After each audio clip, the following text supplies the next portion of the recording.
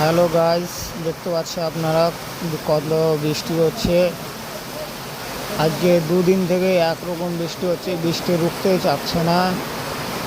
কাল রাত্রে থেকে বৃষ্টি চালু হয়েছে তোমার, আজকে কাল রাত্রে তোমার 8টার দিকে বৃষ্টি চালু হয়েছে। 8টা থেকে এখন মনে করো যে তোমার গোটা রাত হয়েছে বৃষ্টি, গোটা সারা রাত বৃষ্টি হয়েছে, থামেনি।